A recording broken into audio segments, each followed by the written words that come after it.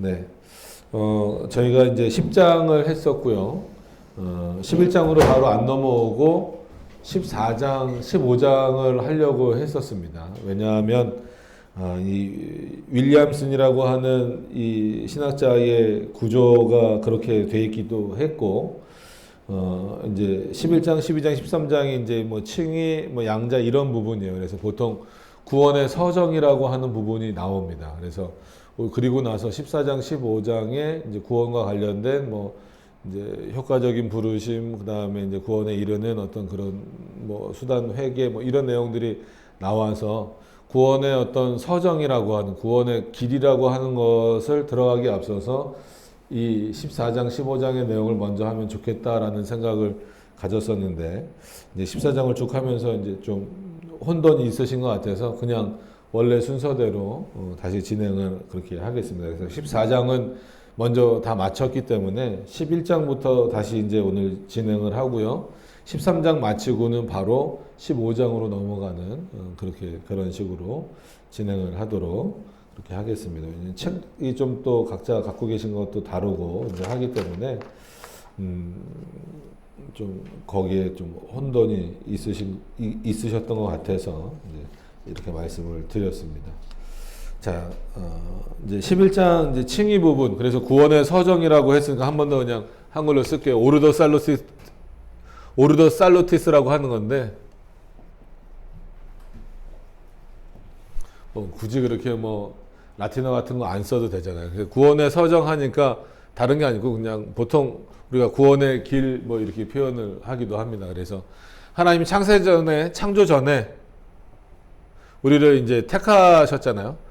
그러니까 택자들을 생각을 해보면 이 택자들을 이 창조 이후에, 그러니까는 뭐 우리는 태어나는 거죠. 태어난 이후에 부르시잖아요. 그걸 이제 소명이라고 부르죠. 소명은 이제 부르심. 이걸 이제 알 수도 있고 이제 모를 수도 있죠. 택하신 자들을 부르시고, 그 부르신 자들을 어떻게 하시나요? 중생. 거듭남. 이게 이제 거듭남입니다. 거듭나게 하신다. 그래서 단순히 본 어게인이 아니라 우리를 완전히 새롭게 하신다, 이런 개념입니다. 중간에 뭐 막 이제 제 총신에서도 있어봐서 알지만 총신은 막 뭐 14가지로 막 나눴어요. 박형영 박사님이 이제 14가지로 막 나눠놔서. 근데 저희는 뭐 이렇게 크게 이렇게 막 나누지는 않고요. 이 외민이나 보통 이런 구조들 보면 중생 다음에 칭의가 이렇게 나오죠. 칭의는 이제 우리를 의롭게 하셨다. 그러니까 의롭게 하신 자들을 양자, 우리를 아들로 삼으셨다. 그러니까 자녀로 삼으셨다. 그러니까 요즘에는 이것도 다 문제가 돼서요. 그러니까 문제라기보다도 트집을 잡는 거죠. 아들로 삼으셨다니까 왜 나는 딸인데 아들로 삼으셨냐고. 그 의미가 아니거든요. 그래서 실제로 성경에서도 레이디 성경도 나오고 그러잖아요. 레이디 성경이나 이런 거 보면 막 다 딸로 막 돼 있고 하나님을 부모님으로 표현을 해요. 하나님 아버지가 아니라 하나님 부모님 뭐 이렇게. 그런 개념, 거기서 말하는 아버지는 그런 아버지 개념이 아님에도 불구하고, 그러니까 세상이 그렇게 됐습니다. 그래서 요즘에 이제 좀 다른 얘기지만 이슈가 계속 되니까 저희 대신교단에서도 거의 매년 좀 이렇게 요번엔 안 올라왔어요. 근데 합동도 그렇고 매년 올라오는 게 여성 안수예요, 여성 안수. 그러면서 주장하는 게 시대가 이렇게 바뀌었는데, 여건이 이렇게 신장하고 그랬는데 어떻게 안 줄 수 있느냐. 그래서 같이 로마서를 디모데 전서를 가지고 고집을 부리는 거죠. 그때는 감독의 자격에 남자만 됐던 거는 여자들은 마치 이 숫자에도 안 들어가고 글도 모르고 지위도 낮았기 때문에 남자들이 하는 게 맞지만 지금은 시대가 변했다. 그래서 그 본문을 시대적으로 해석을 하는 거예요. 근데 종교개혁자들이나 우리 뭐 특히 장로교회 개혁신학에서는 그거를 시대적으로 보지 않습니다. 디모데전서 2장 앞절에도 이렇게 보면 그걸 창조 질서부터 끌고 내려와요. 그래서 뭐 이제 칭의를 해야 되는 부분이지만 매년 이슈가 돼서 지금 뭐가 걱정스럽냐면 이제는 신학적으로 이 문제를 논하는 시기가 좀 지나가는 듯한 느낌이 들어서 서로 그렇게 이제 목사님들도 그렇고 아마 머지 않아서 이게 열릴 것 같다. 이런 생각들을 많이 갖습니다. 그래서 참 걱정입니다. 걱정. 그래서 디모데전서 3장에 분명히 이렇게 나오거든요. 미쁘다 이 말이여. 미쁘다는 신실하다는 거죠. 사람이 감독의 직분을 얻으려 하면 선한 일을 사모한다 함이로다. 그러므로 감독은 여기서는 감독이라고 해석을 했어도 이제 목사라고 보셔야 됩니다. 뒤에 이제 안수 집사에 대한 내용도 또 마찬가지로 나와요. 그러므로 감독은 책망할 것이 없으며 한 아내의 남편이 되며 분명히 이렇게 언급이 되어 있거든요. 그러니까 이거를 저희는 하나님의 말씀 그대로 받아들이는데 이제 이거를 뭐 시대적으로 해석하는 분들은 이건 이 시대가 그랬던 거고 지금 시대는 그렇지 않다라고 이제 주장을 하는 겁니다. 근데 저희는 근거를 오히려 이 디모데전서 3장에만 두는 건 아니고 2장 후반절에 보면 이렇게 나와 있습니다.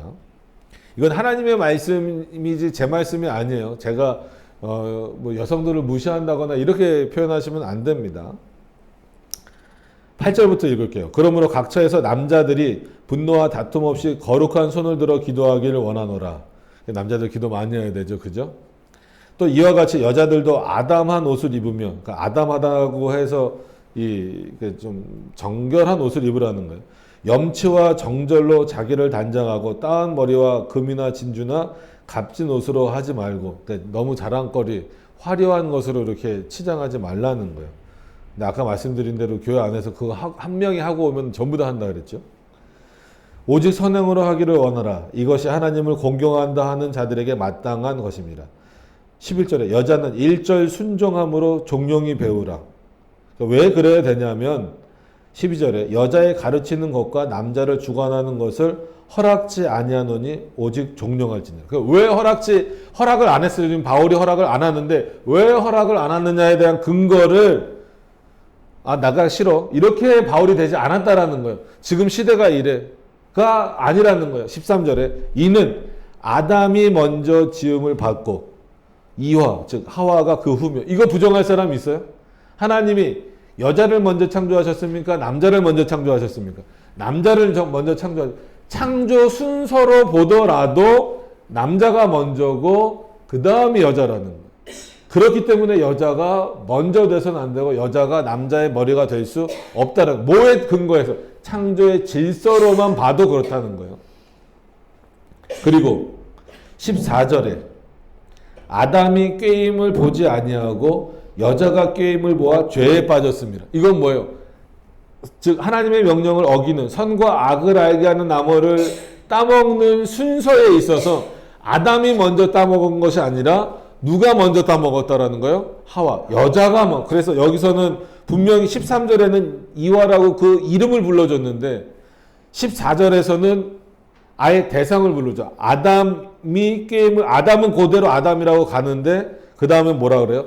여자가 깨움을 받다는 거예요. 여성분들 입장에서는 억울해 보일 수도 있지만 이건 하나님의 말씀이 그렇게 표현하는 거예요. 여자, 즉 하와가 먼저 선과 악을 알게 하는 나무 열매를 따먹어서 먼저 죄에 빠졌다는, 그리고 남자를, 즉 남편 아담을 죄에 빠지게 했기 때문에 창조 질서에 따라서 여자는 나중에 지음을 받았기 때문에도 남성의 머리가 될 수가 없는 것이고, 죄를 지을 때는 또 남자가 먼저가 아니라 누가 먼저라는 거예요? 여성이 먼저 죄를 지었기 때문에도 여자는 남자의 머리가 돼서도 안 되고 교회의 목회자가 될 수 있다 없다? 없다라는 거예요. 창조 질서에서 바울이 말하는 거예요. 그러나 여자들이 만일 정절로서 믿음과 사랑과 거룩함에 거하면 그 해산함으로 구원을 얻으리라. 그러면서 3장에 미쁘다 이 말이여 라고 나오는 거예요. 장절이 구별됐다고 해서 다른 문맥이 아닙니다. 같은 문맥이에요. 그래서 여자 목사는 성경적으로 안 되는 겁니다. 시대적으로 된다 안 된다. 근데 안타까운 것은 이제 시대적 논리로 자꾸 가요.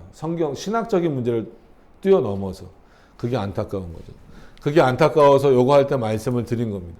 양자 삼문다라고 했을 때 내가 하나님의 아들이 됐다라는 것을 그냥 그렇게 받아들이면 되는데 난 딸인데 막 이렇게 나오니까 걱정스러운 부분입니다. 그러니까 이 양자 이후에 양자 삼은 자들을 어떻게 하신다? 성화, 거룩하게 하신다. 그럼 이 거룩은 바로가 아니죠. 우리가 쭉 살아가면서, 그리고 죽음이라는 것을 통해서, 개인적인 죽음 나중에 심판이 되겠지만 우리를 영화롭게, 영원히 영광스럽게 하신다. 이게 이제 구원의 서정이에요. 하나님이 자신의 백성을 이런 논리적인 순서라고 표현하는데 이런 순서로 구원하신다라고 하는 겁니다. 그러니까 지금 대부분 여기 계신 분들은 어느 단계라고 보시면 돼요. 성화의 단계라고 생각을 하시면 됩니다. 그래서 이런 순서로 이제 외민이 진행이 되죠. 그래서 여기가 11장, 12장, 13장 뭐 이런 식으로 나가는데 이제 그 이후에 14장, 15장에서 이런 구원의 전체적인 부분들을 설명을 해주기 때문에 서정의 핵심적인 내용으로 들어가기보다 요거 이 개관을 먼저 좀 우리가 한 다음에 가려고 했었는데 이 순서가 이제 막 왔다 갔다 하니까 좀 혼란스러우신 것 같아서 다시 그냥 원래 이 순서대로 진행을 하기로 했다 이렇게 말씀을 드리는 겁니다. 그래서 14장은 했었기 때문에 나중에 15장으로 그러니까 13장까지 한 이후에 15장으로 다시 넘어갈 것을 말씀을 드립니다. 자, 이렇게 말씀을 드리고 오늘 본문으로 좀 들어가서 보실게요. 이제 칭의는 조금 깁니다. 칭의가 뭐 어느 시대뿐만이 아니라 계속 논쟁이 돼요. 지금도 논쟁이 되고 이 칭의를 어떻게 이해하느냐에 따라서 뭐 이단도 되고 아니면 정통교리도 되고 뭐 이런 부분들이 있습니다. 그래서 정말 잘 보셔야 되는 부분들이어서 좀 어려우시거나 힘드시더라도 집중하셨으면 좋겠습니다. 자, 1절부터 일단 보실게요. 하나님께서는 유효하게 부르신 자들을, 그러니까 이런 부분들을 이제 설명을 14장에서 하기 때문에 먼저 좀 봤었던 겁니다. 유효하게 부르신다라고 하는 것은 여기서 이제 우리가 생각하는 정도로 뭐 어느 정도 결정적인 의미가 있다 뭐 이것이 아니라 완전히 결정된 자들이에요. 이 자들을, 즉 택자들을 부르실 때에는 값없이 그들을 의롭다라고 칭해 주신다라는 거예요. 그러니까 정말 값어치가 없어서가 아니라는 것은 여러 번 잘 말씀드렸고 아마 성도님들도 잘 아실 겁니다. 부르신 자들을 값없이 의롭다라고 칭해 주시는 것은 우리가 도저히 그 값을 치를 수 없기 때문에 그렇습니다. 그래서 의롭다라고 불러주시는 것을 우리는 법정적인 용어다라고 하는 것은 실제 우리가 의로움이 있습니까? 없습니까? 없어요. 없음에도 불구하고 왜 자신의 백성을 의롭다라고 불러주시냐면 하나님의 백성이기 때문이기도 하고 그리스도가 우리를 대신해서 구원도 이루시고 죄도 용서해 주시고 모든 것을 다 이루셨기 때문에 그리고 그 그리스도의 의가 날마다 우리에게 주어지고 있기 때문에 전가되고 있기 때문에 우리를 의롭다라고 불러주시는 거예요. 즉 우리의 의해서가 아니라 누구에 의해서? 그리스도에 의해서 우리를 구원하신 그리스도에 의해서 우리를 의롭다라고 불러주시는 거예요. 여기서도 이제 논쟁이 많이 되죠. 그러니까 왜 그리스도로 의롭게 되느냐? 인간도 충분히 이렇게 될 수 있다. 그래서 천주교회가 따라가고 있는 이제 펠라기우스라는 인물이 있어요. 그래서 천주교회는 이제 세미 펠라기안이라 그래서 펠라기우스의 사상을 반 정도 따라간다라는 의미예요. 이게 로마 가톨릭입니다. 근데 펠라기우스 같은 경우는 이제 그 정도는 아니고 더 좀 급진적으로 이제 흘러가서 그리스도의 은혜가 한번 비춰지면 그 다음부터는 인간 안에 잠재되어져 있는 아직 없어지지 않은 선으로 말미암아 스스로 의로워질 수 있고 심지어 스스로 의로워졌기 때문에 하나님을 찾을 수도 있다, 찾아갈 수도 있다 이렇게 주장을 하고 있는 겁니다. 그게 이제 펠라기우스의 주장이라면 반펠라기우스주의인 로마 카톨릭 같은 경우는 아니다. 그리스도의 은혜가 우리에게 마치 주사를 맞듯이 뭐 코로나 백신도 맞으셨을 거고 또 뭐예요? 뭐 독감 주사도 맞으셨을 텐데 그렇게 이제 마치 독감 주사나 뭐 이런 거 예방 주사를 맞듯이 우리에게 주입이 되면 그 주입된 은혜로 말미암아 우리가 하나님께로 갈 수 있다. 근데 전적으로 우리 노력으로만 갈 수 있는 건 아니고 주입된 그리스도의 은혜 50% 그리고 그 주입된 은혜로 인하여서 발생되는 인간의 노력 50%로 우리가 의롭게 되고 하나님께 갈 수 있다라는 거예요. 그러니까 그리스도의 영역은 뭐라는 거예요? 우리가 구원받거나 의롭게 되는 데 있어서 반 정도밖에 안 된다는 거예요. 그러니까 이단이라는 거예요. 그러니까 되게 웃긴 거예요. 그러면 왜 그리스도 앞에서 막 울고, 그래서 그 예전에 패션 오브 크라이스트라는 영화 나왔잖아요. 그거 나왔을 때 그 천주교에서 만든 거거든요. 멜 깁슨이 감독이었잖아요. 거기서 보면 막 예수님 채찍에 맞는 거 보고 막 울고, 성경에 이미 다 있는데 전 사복음서 보면서 예수님이 채찍에 맞으셨더라 보면서 우는 사람 못 봤어요. 그러니까 인간이 그래요. 뭘 보여주면은 그럼 배우잖아요. 실제 살점이 떨어져 나갑니까? 아니죠. 한마디로 CG나 뭐 이런 거 효과죠. 그런데 그거 보면 울어요. 문학의 밤이나 이런 거 하면서 십자가 누가 지고 들어오면 그거 보면서는 울어요. 그러니까 하지 말라는 거예요, 오히려. 성경을 보면 안 울어요. 성경 보면서 우는 사람들 못 봤어요. 그건 성경 보기 싫은데 억지로 보니까 눈이 침침해서 눈물이 나는 거지. 그건 우는 게 아니잖아요. 그러니까 인간의 감정을 그렇게 건드는 일에만 신경을 써. 근데 그런 영화를 만든 로마 카톨릭이 공식적으로 말하는 칭의는 뭐냐면요. 인간과 예수 그리스도가 50대 50. 그게 신인 협동 사상이에요. 그렇게 말하는 천주교는 어떻게 뭘 같이 하려고 그럽니까? 그래서 저번에 말씀드렸던 것처럼 만약에 결혼 상대자를 정한다 그러면 차라리 그러니까 불신자를 데리고 와라. 로마 카톨릭은 안 된다. 거기는 어떻게 보면은 이교죠, 이교. 로마 카톨릭. 이단을 떠나서 이교입니다, 이교. 그래서 외면에서 말하잖아요. 적그리스도의 좌소가 있는 것이라고. 근데 거기를 향해서 자꾸 큰 집이라고 그러고 거기서부터 나왔다 그러고 막 그러니까 열이 받는 겁니다. 칭의 부분에서 달라요. 또 로마 카톨릭 가지 않더라도 구약과 신약을 자꾸 나눠서 생각하는 경우도 있어요. 뭐 코케우스라든지 뭐 이런 인물들이 시작을 했던 내용인데 구약에는 예수 그리스도가 안 계시다는 거예요. 그러니까 구약의 칭의가 다르고 신약의 칭의가 다르다. 신약 이후에는 그리스도를 통해서 칭의, 즉 이렇게 되지만 구약에는 그리스도가 안 계시기 때문에 뭐를 통해서? 율법을 통해서. 인간의, 그 율법이니까 당연히 뭐가 되겠어요? 인간의 공로를 통해서 의롭게 된다. 이렇게 주장을 하는 거예요. 기독교 안에도 그게 들어와 버렸어요. 그래서 솔직히 우리 입장에서 보면 코키우스 같은 그런 사고들은 이단 사상으로 정제가 돼야 됩니다. 그리고 이미 정제가 됐었고. 근데 그런 인물들은 그냥 다 살아남아서 지금도 여전히 개혁신학이라는 것으로 탈바꿈해서 우리 안에 들어와 있는 경우도 상당히 많아요. 신구약의 칭의는 같다 다르다. 같답니다. 아담도 누구를 통해서 의롭게 된 거예요? 예수 그리스도를 통해서. 우리도 누구를 통해서 의롭게 된 겁니까? 예수 그리스도를 통해서. 잊어버리시면 안 돼요. 그래야 영원한 승리의 교회가 되는 거예요. 아담도 나도 영원한 승리의 교회의 회원인데 나랑 그 사람이랑 칭의받은 게 다르다라고 하면 그건 말이 안 되는 거죠. 자, 그런 어떤 내용들이 지금도 많이 논쟁이 되고 있기 때문에 이 칭의는 굉장히 중요하다라는 겁니다. 자, 이 칭의는 의를 그들에게 주입해 줌으로써가 아니라, 이건 로마 카톨릭을 비판하는 내용이에요. 주입이라고 표현을 하고 있기 때문에 주입이 아니라는 거예요. 전가다. 그건 뭐냐면 날마다 주어지는 거예요. 날마다. 어제도 오늘도 내일도 그리스도의 은혜가 계속해서 주어지기 때문에 우리가 의롭게 사는 것이고 의롭게 살 수 있는 것이지 한 번 받은 은혜로 사는 게 아니라는 거예요. 날마다 주어지는 은혜로 사는 거예요.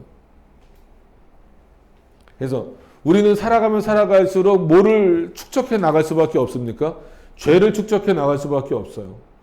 아주 그거에 있어서 냉정해지셔야 돼요. 아, 난 뭐 의로우니까 나는 이 정도 살면 됐지. 그렇지 않습니다. 하나님 앞에서는 우리는 하루를 더 살면 더 살수록 죄인일 수밖에 없어요. 죄를 더 축적이 뭔지 아시죠? 이렇게 쌓아놓을 수밖에 없어요.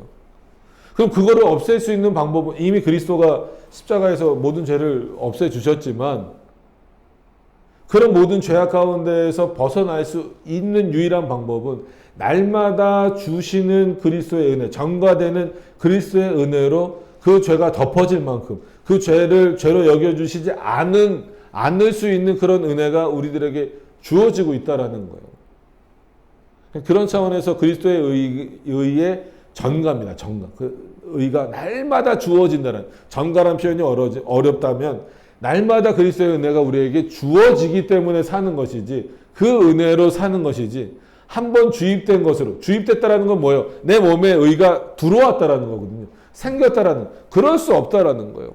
지금 여기서 말하는 건 주입된 것으로 사는 것이 아니다라는 거예요. 그들의 죄들을 용서해 주시고 그들의 인격을 의로운 것으로 간주해 주신다. 생각해 주신다라는 거예요. 실제로 그래서 이 칭이라 의롭다라고 하는 것 justification 뭐 이렇게 보통 쓰는데 이거를 법정적인 용어다라고 표현하는 이유가 그거예요. 실제 우리는 아직 의롭지 않은 상태인데 누구로 인해서 하나님이 그리스도로 인하여서 우리를 의롭게 여겨 주시는 거예요. 그래서 우리로 하여금 의로운 일들을 행할 수 있도록 해 주시는 일도 누가 하시는 거예요? 하나님이 하시는 것이지 실제로 우리가 의롭게 됐기 때문이 아닙니다. 그래서 여기서 또 질문. 이거는 애들은 대답하기 어렵죠. 아무나 한번 대답해 보셔야 됩니다.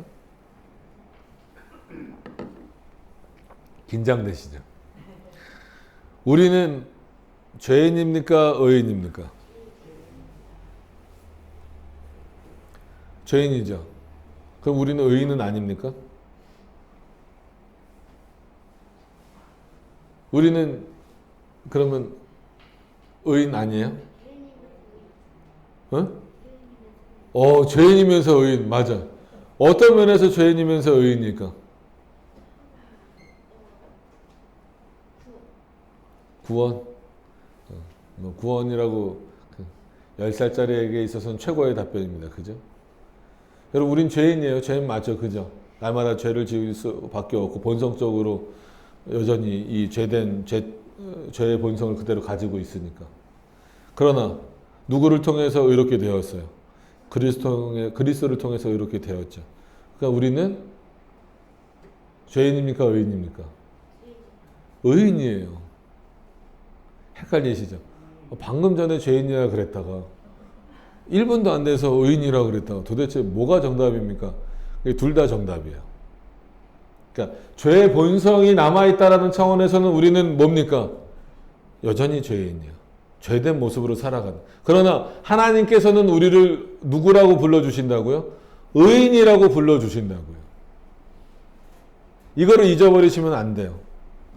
하나님은 저와 여러분들을 어떻게 불러주신다고요? 의인이라고 불러주신다. 의심하지 말고 이렇게 들으세요. 우리를 의인이라고 불러주신다. 근데 실제 우리가 의로워요? 그렇지는 않다는 겁니다. 법정적인, 그래서 구별을 해보죠. 하나님이 우리를 부르시는 법정적인 용어로서는 우리는 어떤 존재예요? 의로운 존재예요. 의인이에요. 그러나 실제 우리의 모습은 어떤 모습이에요? 죄인의 모습이에요. 그렇기 때문에 동시적인 것처럼 보이는 거예요. 하나님은 우리를 어떻게 보고 계시는 거예요? 의인이라고 여겨주시는 거예요. 어떤 예를 들면 좋을까요? 어떤 예를 들면 좋을까요? 성재를 이러면 또 정확한 예는 아니면 정확한 예를 지금 어떻게 할 수가 없어요. 근데 그냥 좀 빗대어서 예를 들면 성재가 원래 제 아들이 아니에요. 충격받지 마. 실제가 아니야. 예를 드는 거야. 근데 제가 성재를 아들로 여겨주는 거예요. 그래서 말 그대로 우리나라로 하면 호적에다가 그러니까 저 성재를 제 아들로 올려놔 버린 거예요. 그러니까 법적으로는 성재가 제 아들입니까? 아닙니까? 제 아들이죠. 근데 실제로는 제 피를 한마디로 제 피를 물려받은 게 아니기 때문에 제 아들입니까? 아닙니까? 아닌 거죠. 근데 법적으로는 제 아들이에요? 아니에요? 제 아들이에요. 예를 들려고 하는 거예요. 예. 실제 피로도 제 아들입니다. 근데 그러니까 이거를 그러니까 삼일체도 그렇고요. 이런 거를 이 인간 안에 있는 걸로 예를 든다는 게 쉽지 않아요. 거의 예를 들면 안 되는데 워낙 이제 이런 부분에 있어서 좀 생소하시고 좀 잘 이해가 안 되니까 억지로 한번 만들어서 예를 들어 본 거예요. 그런 경우 있잖아요. 그런 내가 너를 아들로 이제 삼아줄게. 실제 내 아들은 아니지만 내가 아들로 삼아줄게. 그래서 저 이제 법원이나 이런 데 가서 내 아들이에요 라고 딱 호적에다가 올려버리면 법적으로는 말 그대로 내 아들이잖아요. 근데 내 피를 물려받지 않았기 때문에 실제로는 내 아들이 아닌 것처럼. 이것도 똑같은 예는 될 수 없습니다. 그냥 어떻게 그냥 비슷하게 한번 예를 들여보는 거예요. 조금이나마 이해하시라고. 그러니까 이 예는 딱 듣고 어떻게 해야 된다? 잊어버려야 된다. 왜냐하면 하나님이 그렇게 나를 이런 약간 비슷하게 생각을 하시는, 하나님이 법정적으로는, 즉 우리를 공식적으로는 누구라고 어떻게 불러주신다? 의롭다라고 불러주신다. 그런 차원에서 우리는 뭐라고요? 의인이라고요. 아직도 이해가 안 되시나요? 그런데 실제적으로 우리의 모습을 보면 우리는 어떤 모습이라고요? 죄인이라고요. 그래서 루터가 이거는 몇 번 썼던 건데 다시 한번 적어 드릴게요. 저희는 하도 칼빈 하니까, 저도 칼빈 엄청 좋아하는데 막 루터를 그렇다고 막 버릴 인물은 아닙니다. 왜냐하면 루터도 굉장히 중요한 인물이에요. 그래서 루터가 했던 그 유명한 여러 가지 표현 중에 오늘 뭐 시간이 가니까 이 표현만 쓸게요.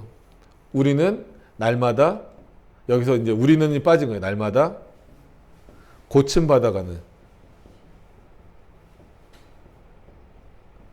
의인이다.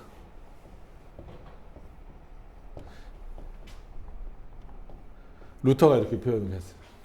의인이면, 실제 의인이면 고침받을 이유가 있어요, 없어요? 없죠.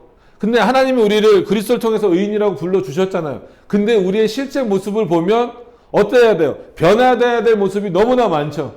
그러니까 우리는 평생 살아가면서 날마다 고침받을 수밖에 없다는 거예요. 이 날마다 고침받는 과정을 성화의 과정, 거룩해 가는 과정. 그래서 죄에 대해서는 어떻게? 날마다 죽고, 의에 대해서는 점점 살아가는 게 우리의 삶이어야 되는 거예요. 그래서 신앙이라고 하는 것은 어떤 면에서는 오늘보다 내일, 내일보다 모레가 조금 더 하나님께로 가까이 가려고 애쓰는 모습이 우리 안에 있어야 돼요. 그래서 실제 의인이면 고침받을 이유도 없어요. 근데 날마다 고침받아야 될 정도로 우리의 상태는 여전히 죄인의 상태다라는 거예요. 그러나 이 법정적으로는 누구를 통하여서, 우리 안에는 어떤 요소도 없습니다. 의롭다라고 불려질 만한 어떤 요소도 없어요. 누구를 통해서? 그리스도를 통해서.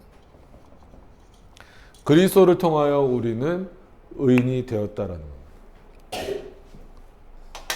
그래서 여러분, 죄인입니까 의인입니까 라고 질문을 하면 이거는 너머라고 하는 질문이잖아요. 그럼 어떻게 대답을 하셔야 돼요?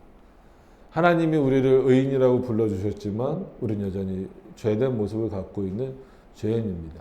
그렇기 때문에 날마다 우리는 더 변화되고 고침받아 가야 되는 존재입니다. 뭐 그렇게 대답을 하셔야죠. 다시 물어볼까요? 이제 대답을 하실 수 있나요? 꼭 저처럼 워딩을 똑같이 하실 필요는 없어요. 우리는 어떤 존재라고요? 아니, 그러니까 단답형으로 답할 문제가 아니라고 말씀을 드리는 거예요. 우리는 죄인이죠. 그죠? 우리는 또 의인이죠. 그러면은 어떤 면에서 의인이고 어떤 면에서 죄인인지를 설명을 하실 수 있어야 돼요.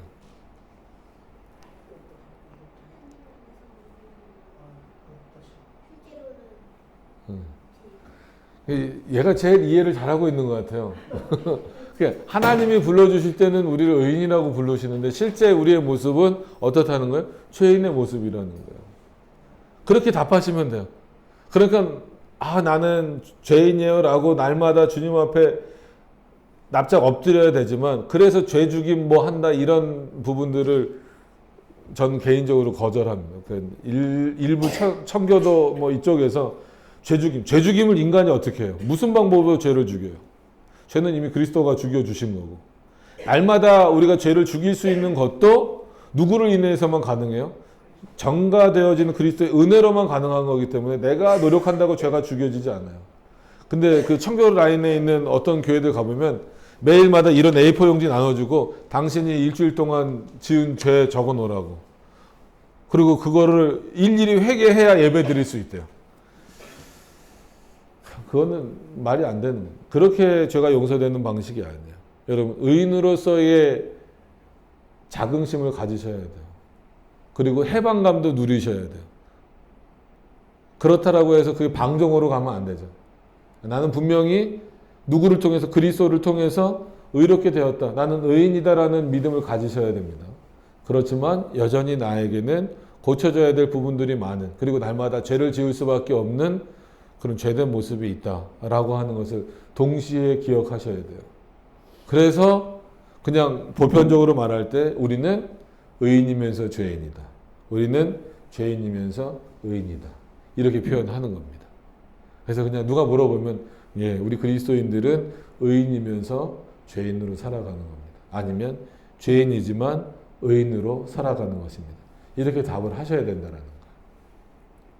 이제는 답을 하실 수 있겠죠.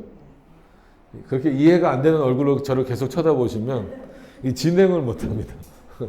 여기서 벌써 막히면 이게 11, 칭의가 굉장히 어려워요. 이 뒷부분까지 계속 가야 되는데.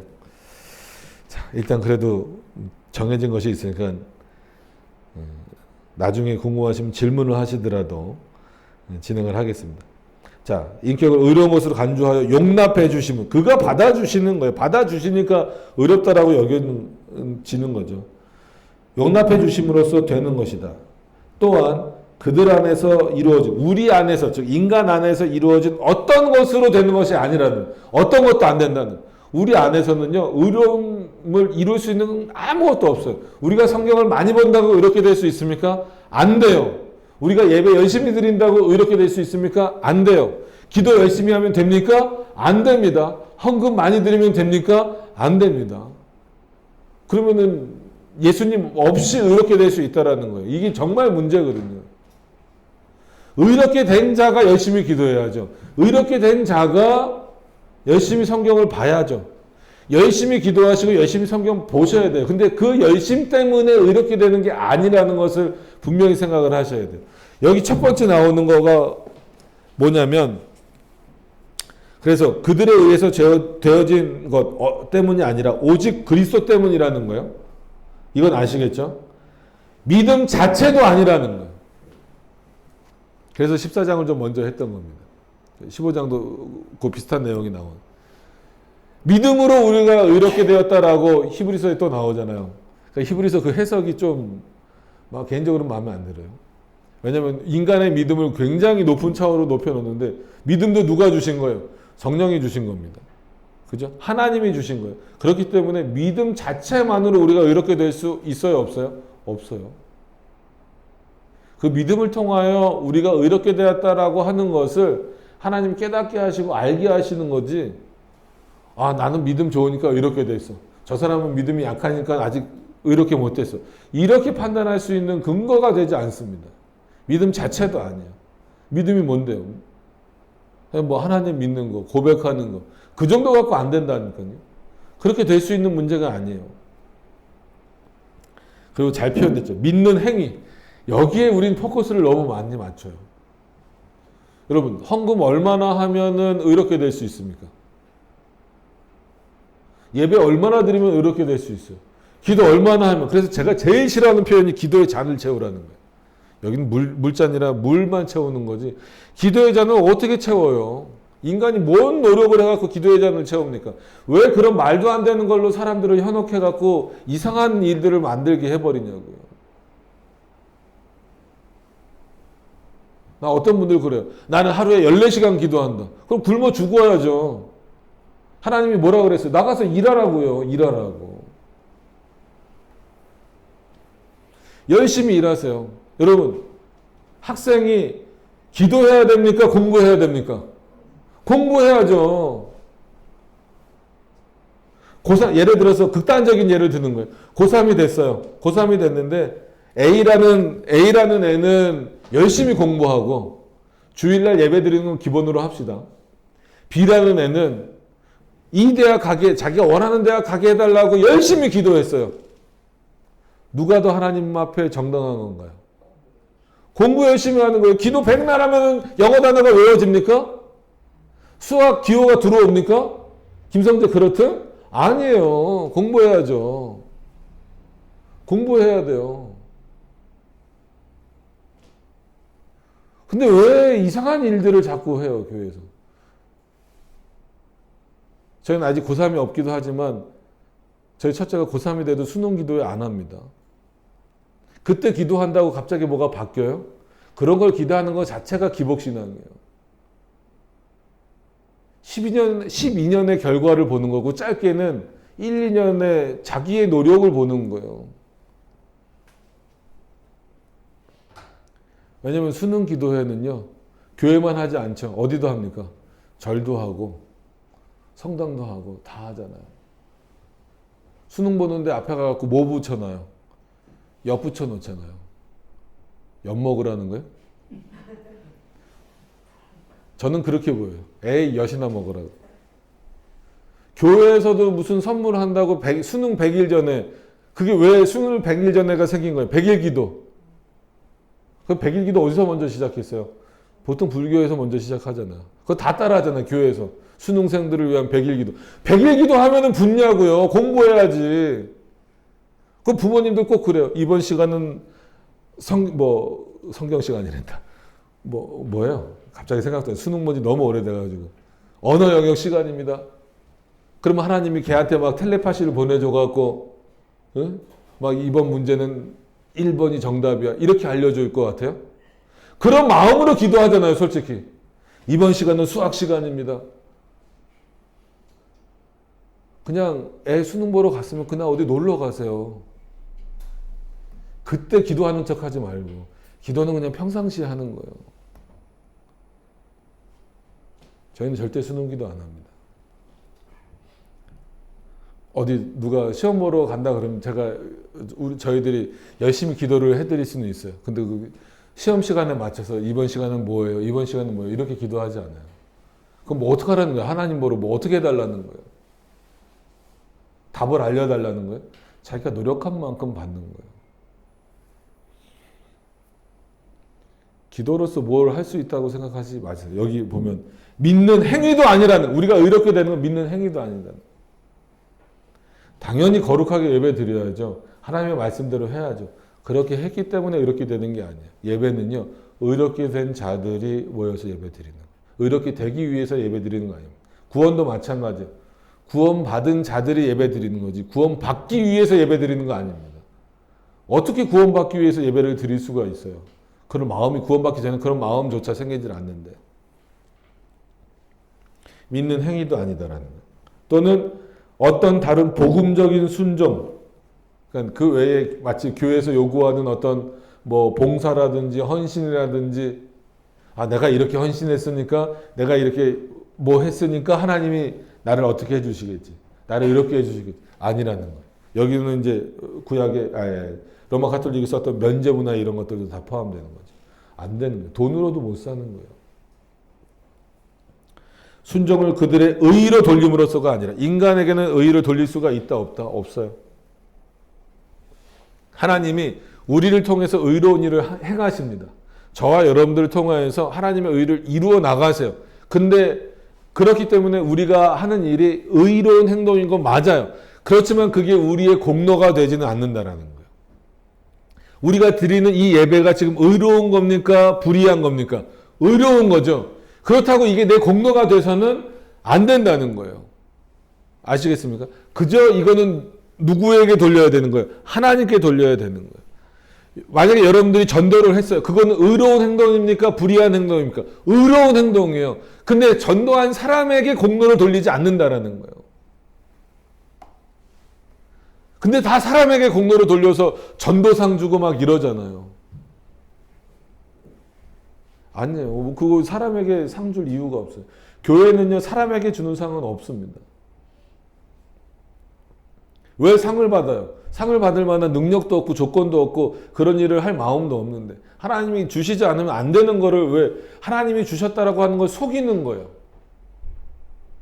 내가 이거는 의로운 일을 행한 거야 라고 말하는 순간부터는 하나님이 그렇게 그 의를 행하도록 하는 마음을 주셨다라고 하는 거를 속이는 거예요. 하나님 앞에서 속이는 거고 사람 앞에서 속이는 거예요.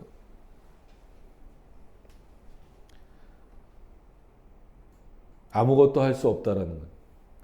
인간이 하는 건 아무것도 아니다라는 거예요. 이렇게 얘기하니까 별로 안 좋아하죠, 사람들.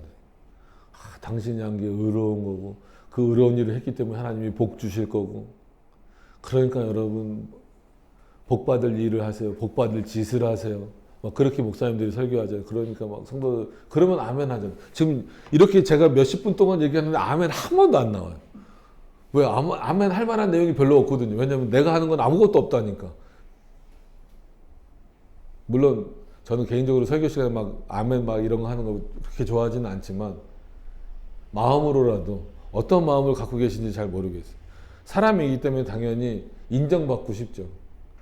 하나님이 우리를 의의 도구로 사용하신다는 것 자체가 하나님 우리를 인정해 주시는 거예요. 감사한 거잖아요. 근데 무슨 공로로 거기서 더 말합니까? 참 그런 부분이 좀 안타까워요. 교회들이 자꾸 그렇게 가는 거에 대해서 어떻게 해서든 인간의 자리를 만들려는 게 참 안타깝죠. 자, 그리스도의 순종과 그 어떤 뭐 배상, 뭐 속상, 아니면 뭐 이렇게 대신하심, 뭐 대속, 뭐 그런 의미들이 다 있는 겁니다. 이건 이제 해석이 좀 다를 수 있어요. 그리스도의 순종과 어떤 뭐 대속을 통해서 그들에게 돌림으로써, 여기서 돌린다라는 표현이지만 아마 전가로 해석되는 부분들도 있을 겁니다. 돌려주신다. 그게 전가예요. 날마다 주신다. 날마다 은혜를 베풀어 주시는 거예요. 그래서 이런 거를 그래프로 그리면 안 되는데 예를 들어 드리는 거니까 예라고 생각을 하십시오. 우리는 A라고 하는 사람이 오늘을 살면 요만큼 죄를 더 짓죠. 내일을 살면 요만큼 더 죄를 짓죠. 날마다 죄를 축적해 갈 수밖에 없어요. 근데 그리스도의 은혜는 이 죄를 덮을 만큼 매일마다 우리는 매일마다 하는 게 뭐예요? 죄를 축적하는 거예요. 근데 그리스도의 은혜는 매일마다 이 죄를 덮을 만큼 주어주시는 거예요. 그러니까 우리가 사는 거예요. 그러니까 감사로 살 수밖에 없는 거예요. 우리 안에서 선한 것이 나올 수 있다 없다? 전혀 없다라는 거예요. 아무리 우리가 거룩하게, 그러니까 거듭났어도 하나님이 우리를 의롭다라고 불러주셔도 우리 안에서는 의로운 게 나올 수 없습니다. 목사도 마찬가지예요. 목사는 직분상 하나님의 말씀을 맡은 자로 물론 거룩하게 살아야 되고 여러분들 앞에서 말씀을 전하고 또 축도할 수 있는 권한도 있고 안수할 수 있는 권한도 있고 성찬을 집례할 수 있는 권한도 있지만 제가 여러분보다 더 거룩하지 않아요. 그래서도 안 되고 같이 거룩함을 향해서 나아가야 되는 거지. 누가 더 거룩하다? 그렇지 않아요. 착각하는 게 있어요. 목사님이 기도하면 하나님이 더 잘 들어주시겠죠. 말이 안 되는 거예요, 그거는.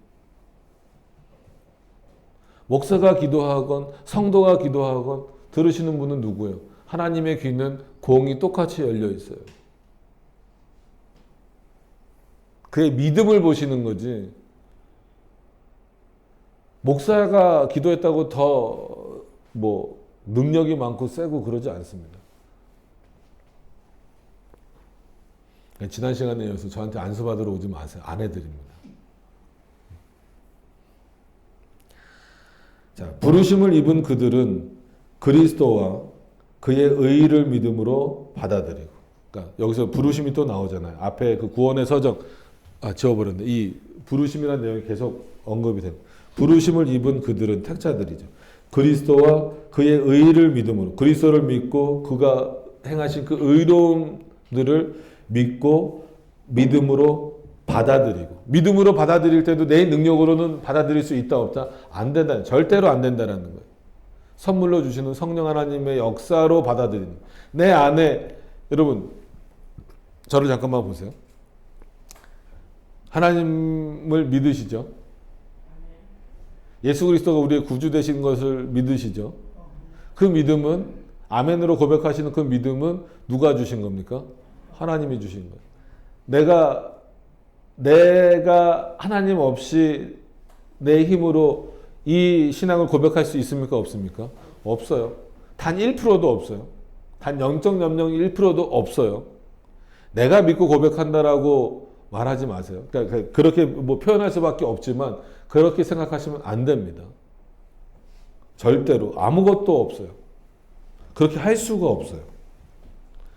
그렇기 때문에 믿음을 받아들이는 것도 우리 능력으로 되는 것이 아니라는 겁니다. 그리고 그 그리스도에게 의존할 때 의롭다함을 받는 것이다. 우리는 그래서 그리스도께 의존된 사람들이에요. 하나님께 의존된 사람들이에요. 그래서 우리 생각은 어디에 기초해서 생각해야 된다고요? 그래서 그거를 딴 거 쓰죠. 허리 굽히기가 싫어요. 계시, 의존, 사색 아니면 계시, 의존, 생각 아니면 뭐 계시, 의존, 사고. 우리에게 계시를 주신, 즉 이 계시는 뭐겠어요? 성경입니다. 지금 계시 받았다라고 하면 그건 전부 다 그냥 싸잡아서 이단이에요. 지금은 조명만 있는 시간이지. 계시의 시대는 요한계시록으로 끝났어요. 지금 계시 받았다라는 사람들 절대 믿지 마세요. 전부 다 이단입니다. 계시는 성경으로서 종결됐어요. 그래서 우리가 의존할 수 있는 계시는 뭐밖에 없어요? 성경밖에 없습니다. 성경 의존 사색. 우리의 사고는요. 그러니까 그리스도에게 여기서 의존하는 삶을 산다. 하나님께 의존하는 삶을 산다라고 하는 것은 하나님 눈에 안 보이시잖아요. 그럼 뭐에 의존해요? 그가 주신 말씀에 의존해서 내 생각과 내 모든 것을 맞춰 나가야 된다라는, 그게 계시 의존 사색이에요. 성경을 기준으로 해서 사시라는 것. 교리도 결국은 각 교파마다 교리가 있잖아요. 그럼 그 교리가 가장 어떤 것이 성경적인지를 판단하고 보셔야 돼요. 우리는 웨스트민스터 신앙고백서가 가장 성경적이다라고 믿고 있기 때문에 이 성경을 해석하는 기본적인 틀로 삼고 있는 겁니다. 감리교는 감리교마다 교리가 있잖아요. 교리가 없는 사람은 없어요. 교리가 싫다라는 사람은 그게 그 사람의 교리예요. 교리는 말 그대로 어떤 체계를 갖고 있느냐거든요. 그러면은 종교에 대해서 어떤 체계를 갖고 있냐면 나는 교리가 싫다라는 교리 체계를 갖고 있는 거예요. 거기서 벗어날 수가 없어요. 제가 신론을 설명하면서도 무신론자는 신론이 없다라고 생각하시면 안 된다라고 말씀드렸잖아요. 무신론자는 나는 신이 없다고 믿어. 그게 그 사람의 신론이에요. 나는 내 주먹을 믿어. 그게 그 사람의 신론이에요. 신론이 없는 사람은 없어요. 마찬가지로 교리를 좋아하시던 싫어하시던 교리가 없는 사람은 없어요. 나는 교리가 싫다라고 말하는 게 그 사람의 교리라니까요. 그 사람이 성경을 보는 틀이에요. 난 성경만 볼 거야. 나는 교리 안 봐. 나는 성경만 볼 거야 라고 말하는 사람은 그게 그 사람의 교리예요. 그러니까 교리가 없는 사람은 없습니다. 그렇기 때문에 바른 교리를 찾아 나가는 것은 성경을 보는 데 있어서 굉장히 중요한 거예요. 자, 거의 이제 오늘 마무리됩니다. 그 믿음은 그들 자신에게서 나온 것이 아니고, 그죠? 그 믿음은 그들 자신에게서 나온 것이 아니다. 반드시 기억하셔야 됩니다. 그것은 뭐의 선물이다? 하나님이 주시는 선물이다. 믿음도 선물이라면 믿음 자체로 이렇게 될 수는 없죠. 그 믿음을 통하여 그리스도를 믿게 하시는 그 은혜로 말미암아 우리가 의롭게 되는 거죠. 그리스도를 통하여 의롭게 되었다. 다시 질문 드릴게요. 우리는 의인입니까? 아닙니까? 아니, 그러니까 의인입니까? 아닙니까? 물어봤을 때는 의인입니다. 이렇게 답하시면 돼요. 우리는 의인입니까? 아닙니까? 아직 좀 어색하시죠? 늘 죄인이어야 되는데 내가 의인이어도 되나? 네. 의인이어도 됩니다. 하나님 우리를 그렇게 불러주셨으니까. 그럼에도 불구하고 여전히 우리는 어떤 모습에 있다고요? 죄인의 모습에 있다고요. 그러니까 날마다 어떻게 해야 됩니까? 변화되어져 가야 되죠. 고침받아져 가야 되죠. 그게 감사하잖아요. 죄인이라고 그냥 낙인 찍어놓고 계시는 것이 아니라 여전히 죄된 모습이지만 우리를 의롭다고 여겨주시는 거예요. 사랑하는 내 아들아, 사랑하는 내 자녀, 사랑하는 내 백성으로. 그 얼마나 감사해요. 나는 아무리 내 모습을 보더라도 의로운 게 아무것도 없는데, 의로움이 될 만한 것도 없고 의로운 일을 행한 적도 없는데 참 얼마나 감사합니까? 하나님이 나를 의인으로 불러주시는 게. 감사하셔야 돼요. 그러니까 반대로 열심히 그러니까 더 열심히 회개해야 되겠죠. 왜 회개해야 됩니까? 하나님이 나를 의인으로 불러주시는데 실제 내 삶의 모습을 보니까 하나님의 말씀과는 너무 멀리 떨어져 있는 경우가 많은 거예요. 그러니까 당연히 그 부분은 회개해야죠. 회개하고 그 길에서 돌아서서 하나님이 원하시는 길로 가려고 해야죠. 그 회개하는 것과 죄를 죽이는 것은 전혀 다른 거예요. 근데 요즘에 경건한 사람들은 또 일명 죄 죽임 뭐 한다고. 근데 죄를 어떻게 사람이 죽일 수 있을까? 전 반문하고 싶어요. 죄는 사람이 죽일 수 있는 게 아니에요. 어떤 행위로도 노력으로도 안 됩니다. 우리 죄를 용서해 주신 그리스도를 통해서만 가능하다라고 하는. 그래서 반드시 이 부분을 좀 기억하세요. 칭의는 이런 내용이 계속 이어집니다. 다음 시간에 할 거지만 2절에 보시면 이같이 그리스도와 그의 의를 받아들이고 의존함에 있어 믿음은 칭의의 유일한 방편이다. 그렇지만 믿음은 의롭다함을 받은 사람 안에서 단독으로 있는 것이 아니라 언제나 모든 다른 구원받은 은사들을 수반하고 있는 것이며 그것은 죽은 믿음이 아니라 사랑으로 역사하는 믿음이다. 뭐 이런 방식으로 계속 이어져 가요. 그래서 굉장히 어렵습니다. 3절에도 그리스도께서는 그가 순종하시고 죽으심으로 이같이 의롭다함을 받는 모든 사람들의 빚을 완전히 갚아주셨고 뭐 이렇게 나오고 4절에도 하나님께서는 영원전부터 택함받은 모든 사람들을 의롭다 하시려고 작정하셨다. 하나님이 작정하셨으니까 우리가 의롭게 된 것은 당연한 거예요. 이런 내용. 5절에도 하나님께서는 의롭다함을 받은 자들의 죄를 계속해서 용서해 주신다. 얼마나 감사한 일입니까? 이 5절 가서 볼 거예요. 그리고 6절에 아주 핵심적이지만 굉장히 짧죠. 구약시대의 성도들의 칭의는 신약시대의 성도들의 칭의와 모든 면에서 똑같다. 근데 지금도 부정하죠. 참 안타깝습니다. 자, 일단 오늘은 이 정도 하시고 마치도록 하겠습니다. 왜냐하면 물론 뭐 1절만 하기로도 했지만 우리가 의인이라고 스스로 부르는 거에 대해서 굉장히 어려우신 것 같아서 우리가 왜 의인이면서 동시에 죄인일 수밖에 없는지 그런 의미를 한 번 더 깊이 생각해 보셨으면 좋겠습니다. 기도하고 마치도록 하겠습니다.